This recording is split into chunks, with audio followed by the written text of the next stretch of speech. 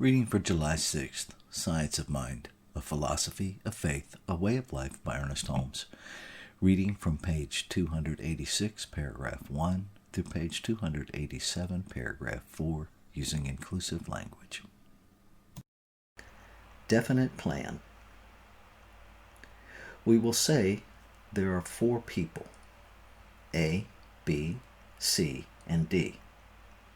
A receives $15 a week, B receives $50, C receives $75, and D receives $100.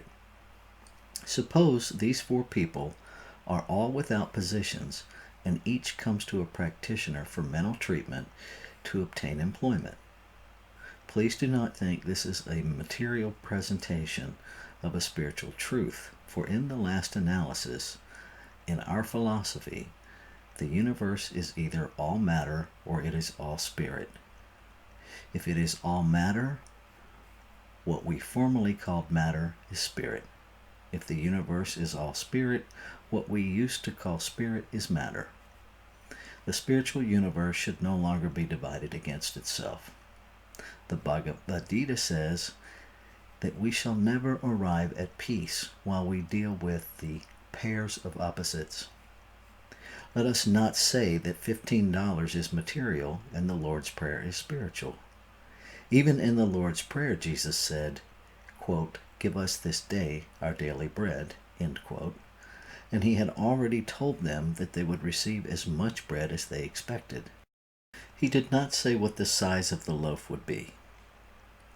These 4 people are all without positions, as we have said, and they come to a practitioner for mental treatment. The practitioner takes the thought that there is nothing but activity.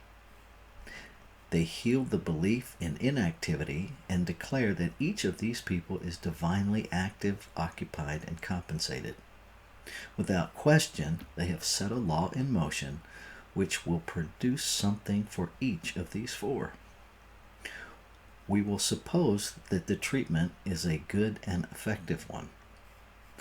They accept it, and consequently each finds a position. As a result, probably A will receive $15 again, B $50, C $75, and D $100 per week. But one might say, the practitioners spoke the same word for each. Why did they not all receive $100 per week? Because the law says that we can only have what we can take. The practitioner's words were used for each in like manner, but each could receive only their fill, only their mental capacity to comprehend. They can have more, but how are they to get it? Will the pint dipper ever hold more than a pint? One might build up the edge and rim of the dipper somewhat and make it hold more and more, so one can continuously increase their consciousness. It is just the old law that we can expand the finite but cannot contract the infinite. Each person, A, B, C, and D, was full and no doubt running over when they received a position as a result of the treatment. But the positions they received, the molds which their perceptions of life had provided, were limited to the subjective remembrance already set in motion by themselves.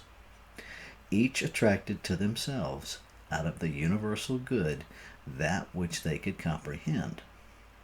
It is the old statement again that water will reach its own level by its own weight and without effort. So, a treatment will level itself in the objective world at the level of the subjective thought and realization which projects and receives it. This does not mean that each of the above stated people will always have to receive the same compensation, for with an enlarged consciousness each might receive more.